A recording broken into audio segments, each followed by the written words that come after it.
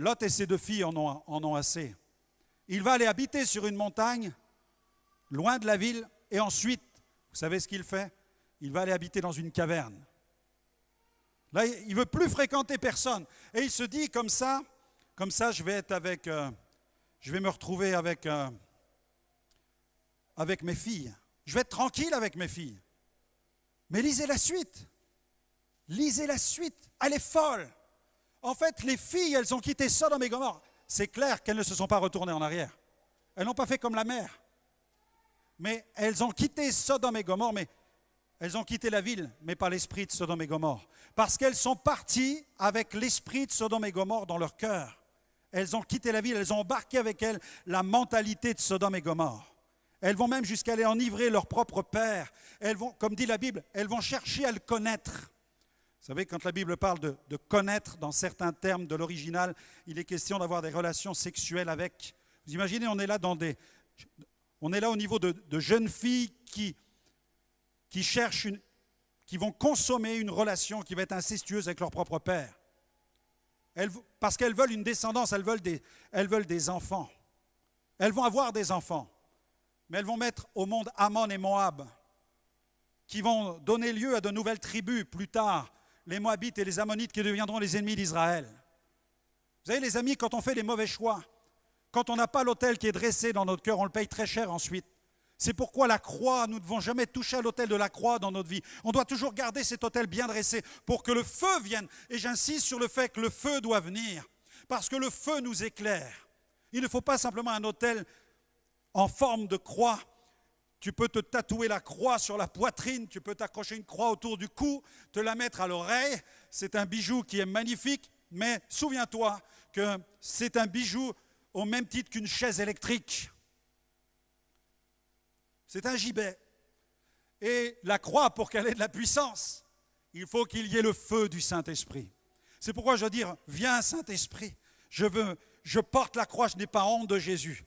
La croix, c'est l'autel sur lequel il a donné sa vie pour mes péchés. Il est mort pour me laver de tous mes péchés. Sur la croix, il a pris le châtiment qui me donne la paix. Et par ses meurtrissures, nous sommes guéris, nous sommes sauvés, nous sommes lavés. Gloire à Dieu. Alléluia, c'est la base de la vie chrétienne.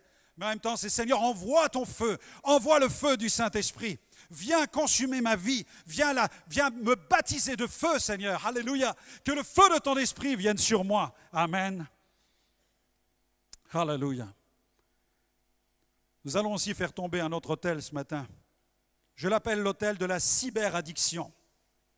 Voilà un autre autel qui doit tomber, l'autel de la cyberaddiction. L'addiction à Internet. Internet ne doit pas devenir un autel dans ta vie. Internet ne doit pas te cacher la face de Dieu. Internet ne doit pas s'interposer dans cette relation que le Père désire avoir avec toi. Je lisais récemment dans une étude médiamétrique que les Français ont surfé en moyenne 2h18 par jour sur Internet en 2022. 2h18 par jour en 2022. Vous imaginez?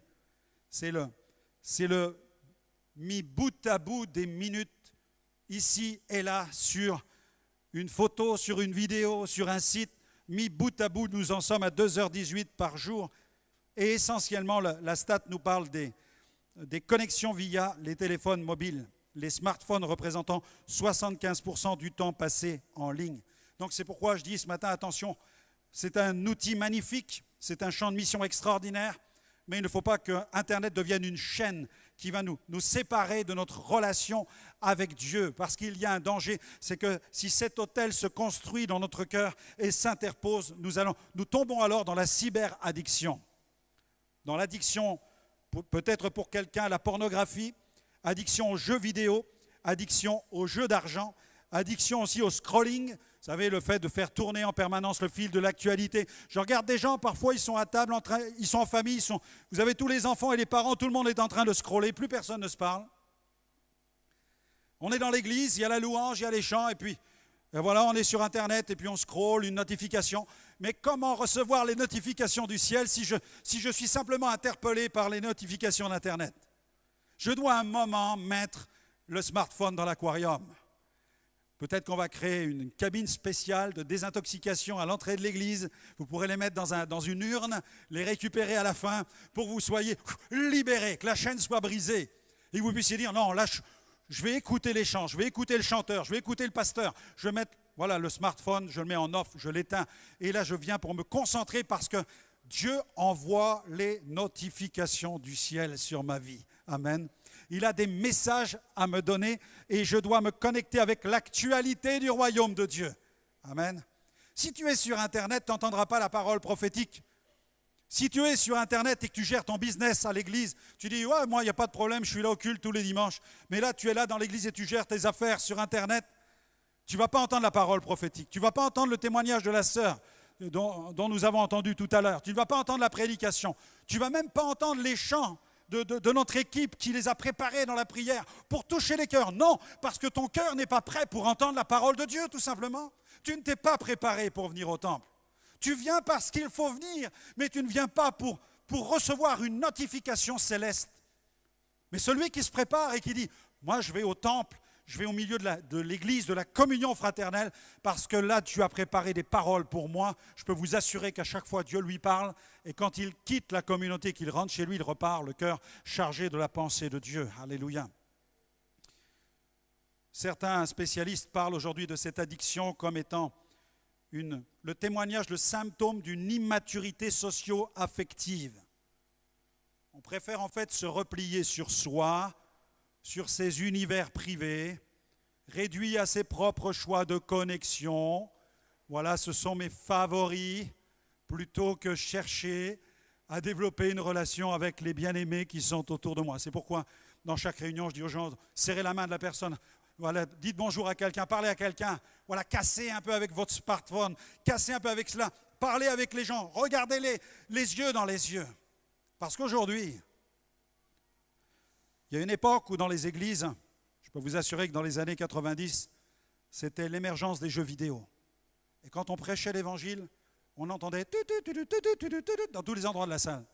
Et tous les gamins qui étaient venus avec leurs jeux vidéo incroyables, qui faisaient un bruit épouvantable, et il y a des bruits. Mais avec la nouvelle génération, on ne les entend pas. Pourquoi? Parce qu'ils sont ailleurs. Ils sont en train de scroller. C'est le silence. Même à la maison, je suis sûr que vous ne les entendez pas beaucoup. Ils sont dans les chambres, devant leur smartphone, et puis ils sont dans leur univers, et ils sont avec leurs favoris.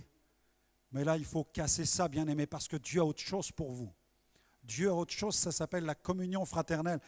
Ecclésia veut dire, regardez, on va parler un peu de théologie, ok? Ecclésia, mis à part pour. Ecclésia, l'église, ecclésia. L'église, elle est mise à part pour. Vous savez ce qu'on a fait dans la religion? On a mis les gens dans des monastères, à part, dans le silence. Mais ils connectent avec personne.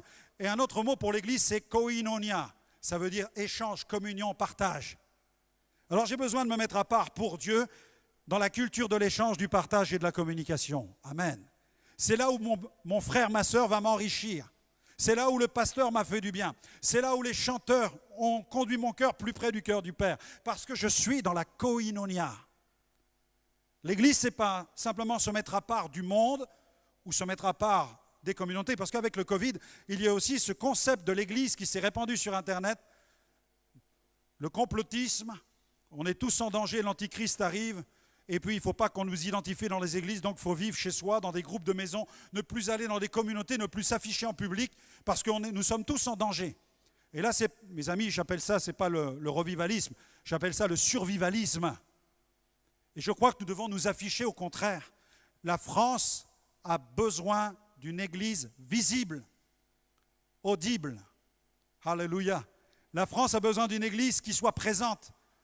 Nous l'avons lu tout à l'heure. La bénédiction pour une nation, c'est d'avoir un peuple où l'Éternel considère ce peuple comme son héritage. Alléluia. Gloire à Dieu. Il nous faut faire tomber cet autel qui est dévoué aujourd'hui à ce qu'on appelle aussi l'intelligence artificielle.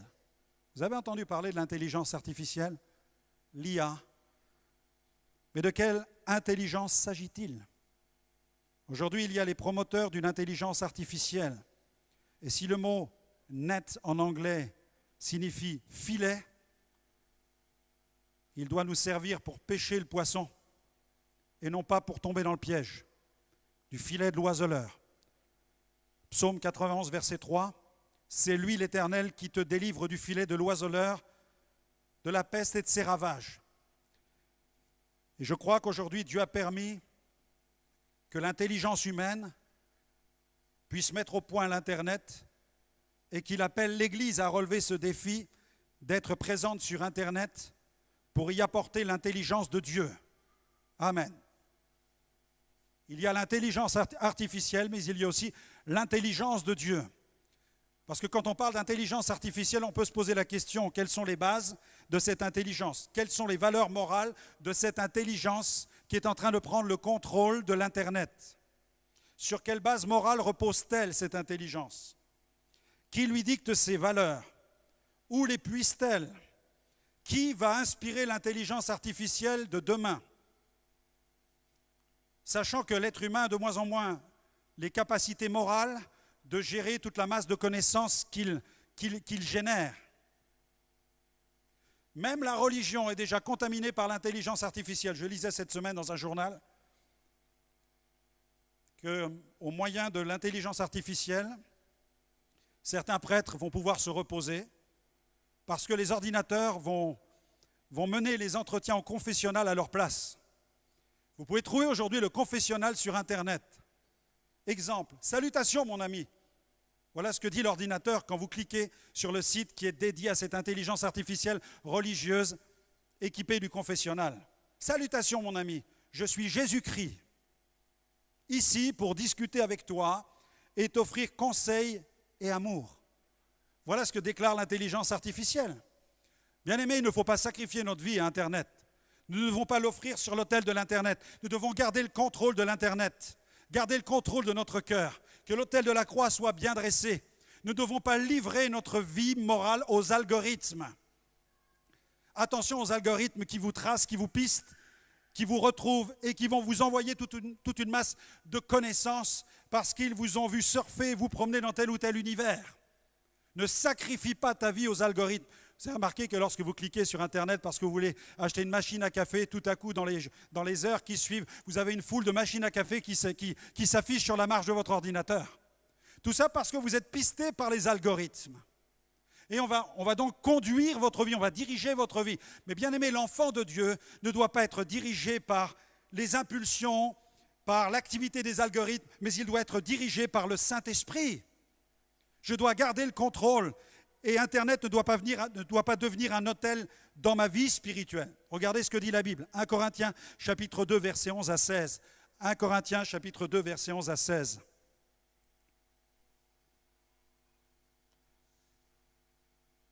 Lequel des hommes, en effet, connaît les choses de l'homme, si ce n'est l'esprit de l'homme qui est en lui?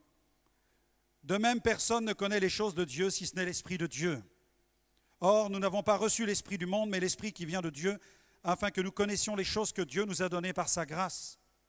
Et nous en parlons non avec des discours qu'enseigne la sagesse humaine, mais avec ceux qu'enseigne l'Esprit, employant un langage spirituel pour les choses spirituelles. Mais l'homme psychique ou l'homme animal, l'homme charnel, ne reçoit pas les choses de l'Esprit de Dieu, car elles sont une folie pour lui. Et il ne peut les connaître parce que c'est spirituellement qu'on en juge. L'homme spirituel, au contraire, juge de tout, et il n'est lui-même jugé par personne, car qui a connu la pensée du Seigneur pour l'instruire? Or, nous avons la pensée de Christ. Amen. C'est normal, puisque Christ est vivant. Christ est ressuscité. Donc, il peut vous donner sa pensée. Il peut vous communiquer sa pensée. Dans ce passage, vous avez un exposé clair de l'apôtre Paul. Il est en train de nous dire qu'il y a deux systèmes de pensée qui sont en totale opposition. Il y a celle de l'homme psychique, dont les pensées sont influencées par les choses qui appartiennent au domaine terrestre, et il y a l'homme spirituel dont les pensées sont influencées par le domaine céleste, c'est-à-dire la pensée de Christ qui est révélée par le Saint-Esprit. Et Paul évoque la sagesse de Dieu. Dans 1 Corinthiens 2, 6 à 10, il parle de la sagesse parmi les parfaits, c'est-à-dire qu'il y a l'intelligence artificielle, mais il y a la sagesse qui vient du ciel. Amen. Et en tant que chrétien, tu ne peux pas livrer ta vie spirituelle à la sagesse terrestre. Tu dois considérer que Dieu a sa propre sagesse et que Dieu, dans sa sagesse, désire te parler. Mais si tu passes plus de 2 heures par jour sur Internet, et que tu ne prends même pas 1 ou 2 minutes pour lire ta Bible, je pense que clairement, il y a un autel qui s'est érigé dans ta vie. C'est l'autel de l'Internet. Et Dieu ne souhaite pas, n'accepte pas que Internet puisse rivaliser avec ta vie spirituelle. Il faut que tu fasses des choix dans ta vie spirituelle. Quand tu mets bout à bout le nombre des minutes quotidiennes que tu consacres à surfer sur Internet et qu'en fin de journée, tu réalises avant d'aller te coucher que ton cerveau est fatigué, il est épuisé, il est déconnecté, et que tu n'as même pas été prié, tu n'as même pas chanté, tu n'as même pas lu la parole de Dieu, et que tu dis vivement dimanche que j'aille écouter un pasteur qui prêche, eh bien le pasteur va prêcher pendant 1 heure, il va prêcher pendant 50 minutes, 40 minutes, mais chaque jour Internet te prêche pendant 2 heures. Comment puis-je rivaliser si je n'ai pas l'onction du Saint-Esprit ? Et est-ce que c'est le plan de Dieu que je cherche, moi, à rivaliser avec tout ce que tu ingurgites tout au long de la semaine? Non. Dieu désire que le pasteur te parle le dimanche et d'autres jours de la semaine, comme le jeudi soir, lorsque nous avons l'intercession et que les ministères interviennent. Mais Dieu désire aussi te parler directement dans ta chambre. Il te dit, quand tu veux prier, rentre dans ta chambre et ferme la porte derrière toi, car là, dans le lieu secret, Dieu va te le rendre, Dieu va te parler. Est-ce que tu es prêt ce matin à vivre la délivrance du téléphone portable? Amen. Je ne parle pas du démon de téléphone, ne vous inquiétez pas. Mais derrière le téléphone, il y a sûrement des puissances qui désirent vraiment nous préoccuper, nous occuper tellement avec cela qu'on ne va plus avoir de temps intime avec Dieu. Alors nous courons voir le pasteur, nous voulons des entretiens. Et demandez-moi les entretiens, il n'y a pas de problème. Mais nous disons, je n'entends pas la voix de Dieu. Dieu ne me parle jamais. Je cherche un chemin, je ne le trouve pas. C'est normal, puisque tu ne t'adresses pas à la bonne personne. Il faut passer maintenant du temps, il faut réformer votre vie spirituelle, frères et sœurs. Reprenez le contrôle sur votre téléphone, reprenez le contrôle sur les datas, reprenez le contrôle sur les algorithmes, reprenez le contrôle sur l'intelligence artificielle, reprenez le contrôle sur l'Internet. Remettez Dieu à sa place au cœur de votre vie spirituelle. Lui, il va vous donner la sagesse qui vient d'en haut pour bien gérer ce 6e continent sur lequel vous êtes appelés à annoncer la parole de Dieu, l'évangile de la gloire de Christ. Alléluia. Mais seul le feu du Saint-Esprit peut à un moment s'allumer en nous et nous dire « Stop, stop, vous êtes en train de vous égarer. L'autel est en train de s'éteindre, le feu est pratiquement atténué, il n'y a plus que quelques braises. » Mais la Bible dit que Dieu n'éteint pas le lumignon qui fume encore. Alléluia. Et la prédication, elle est là pour souffler sur les braises, réactiver le feu, pour que le feu reprenne. Et il va être tellement, tellement puissant que tu vas dire, mais non, oui, quelques minutes par jour, l'Internet, quelques minutes. Mais un temps d'immersion totale dans la présence de Dieu chaque jour. Je coupe la télévision, je mets en off, tablette, ordinateur, téléphone. Je me mets à genoux au pied de mon lit. Et là, je dis, Seigneur, parle-moi. J'ai besoin d'entendre ta voix. Seigneur, j'ai besoin que tu m'éclaires par ta sagesse. Alléluia. La sagesse d'en haut, Jacques 3, 17. La sagesse d'en haut est premièrement pure, pacifique, modérée, conciliante, pleine de miséricorde et de bons fruits, exempte de duplicité. Jacques 3, 13. Lequel d'entre vous est sage et intelligent, qu'il montre ses œuvres par une bonne conduite avec la douceur de la sagesse. Jésus désire nous révéler.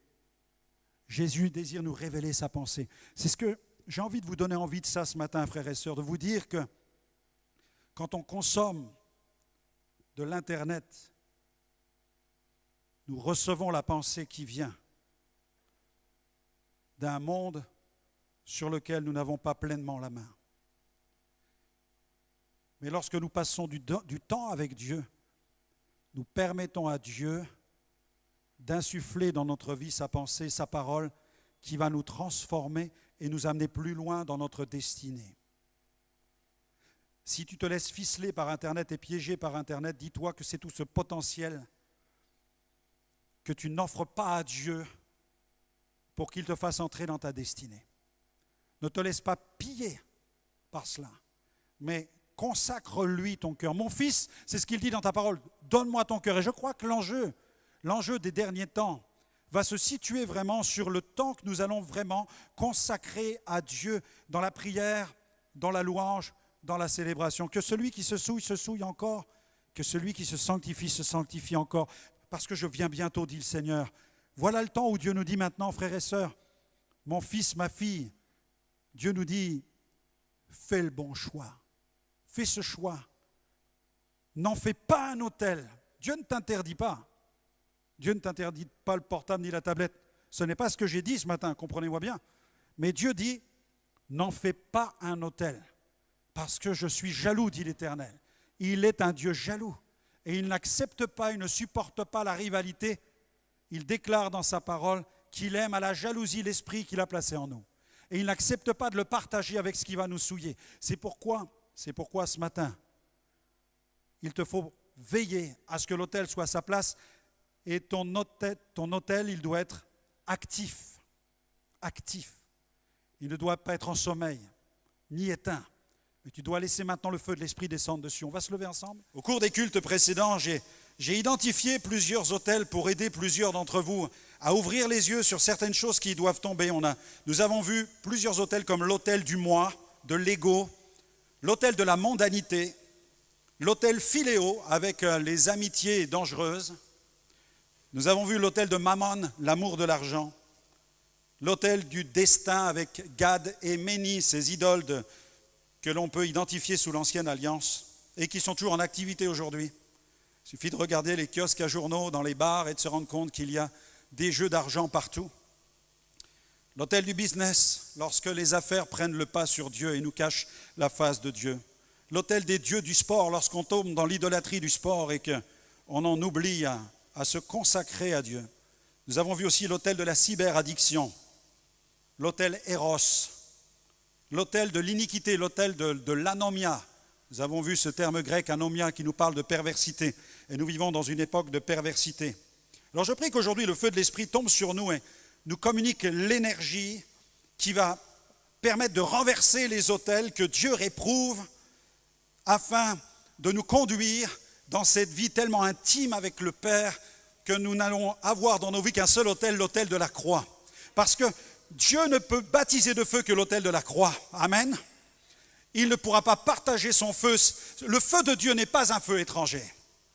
C'est le feu saint, le feu du Saint-Esprit, le Saint-Esprit, l'Esprit Saint. Alléluia.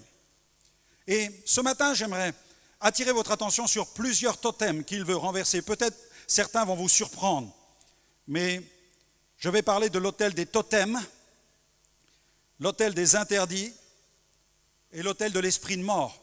Si je peux aller plus loin, j'en verrai d'autres, mais le Seigneur m'a montré dans la prière et dans des songes de nombreux autels qu'il veut voir tomber au milieu de ses enfants. L'autel des totems, l'autel des totems. Vous allez dire, mais dites, vous parlez quoi, pasteur? Les Indiens sont-ils parmi nous? Les Comanches, les Sioux? Nous sommes dans Fort Apache, vous parlez des totems, vous savez, où les Indiens envoient les haches et ficellent tous ceux qu'ils capturent. Non, je vous parle véritablement d'une croyance qui s'est inscrite dans bien des cultures. Il m'est arrivé à plusieurs reprises de faire connaissance avec des personnes qui ont fréquenté les assemblées dans lesquelles j'étais et qui, avant d'être chrétiennes, avaient été consacrées à des totems. Certains étaient affranchis, mais d'autres n'avaient pas été délivrés et subissaient encore la tyrannie de ces totems. Et on ne peut sacrifier à ce genre d'autel. On ne peut sacrifier à ce genre d'autel. On ne peut servir ce type d'autel. C'est le totem souvent d'un animal qui va avoir une fonction protectrice. Dans bien des cultures, certains enfants sont consacrés à des animaux. On les consacre au totem du crocodile, de l'hippopotame, du tigre. Et ils vont grandir dans cette atmosphère avec la conscience qu'un esprit supérieur est là pour les protéger. On parle d'esprit familier, en anglais familiar spirit, un esprit qui est là dans la famille, qui se transmet même au sein de la famille. Et on ne peut pas adorer Jésus, avec l'autel de la croix et tolérer encore la présence du totem dans sa vie. Dieu n'accepte pas cette rivalité, il veut le faire tomber, il veut le renverser, il veut le briser parce que ce totem contient une source qui est démoniaque, une source qui est spirituelle. Nous trouvons la foi dans les totems, dans les cultures amérindiennes, mais aussi dans les cultures africaines. Mais Jésus est celui qui délivre. Je me souviens d'une femme qui avait fréquenté une assemblée dans laquelle j'avais été le pasteur. Et nous avions fait une visite à domicile. Et au cours de la conversation, elle me raconte qu'elle avait été vouée au totem du tigre. Mais mes amis, cette femme, c'était une tigresse. Vous comprenez ce que je veux dire? Elle avait été tellement livrée à ce totem que l'ambiance à la maison était tendue, il y avait des conflits au sein du couple. Elle rêvait du tigre parce que dans ses rêves, le tigre se promenait et quand elle était éveillée, qu'elle était consciente, il lui arrivait même d'avoir la vision du tigre qui se promenait autour d'elle. Quand je lui ai imposé les mains, les démons sont manifestés. Elle était tourmentée depuis des années à cause du totem du tigre, mais Jésus a brisé la puissance du totem, de cette puissance protectrice. Par la puissance de son nom, elle a été délivrée, mes amis. Jésus délivre du totem.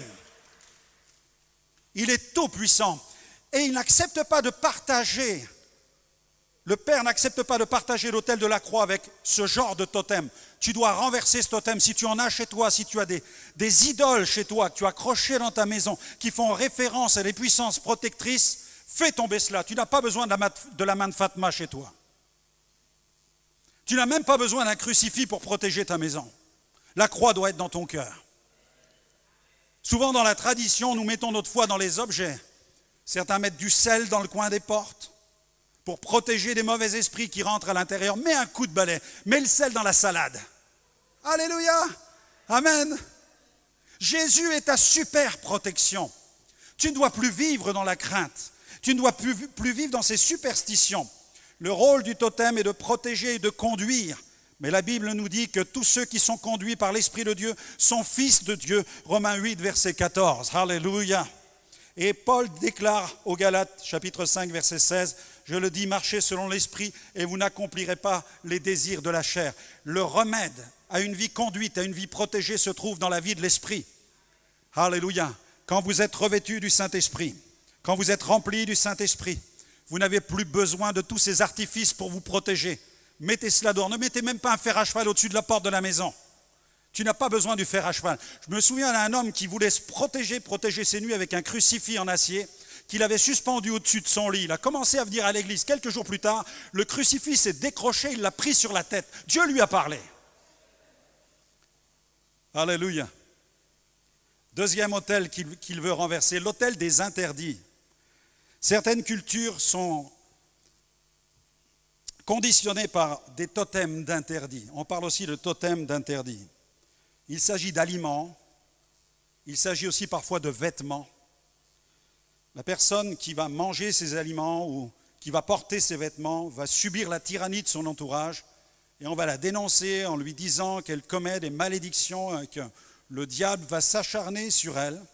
Quand je lis dans la parole de Dieu, dans le livre du Lévitique, je vois que le peuple d'Israël disposait de tout un inventaire de restrictions alimentaires, vestimentaires, que Dieu avait imposé de façon spécifique à la nation d'Israël.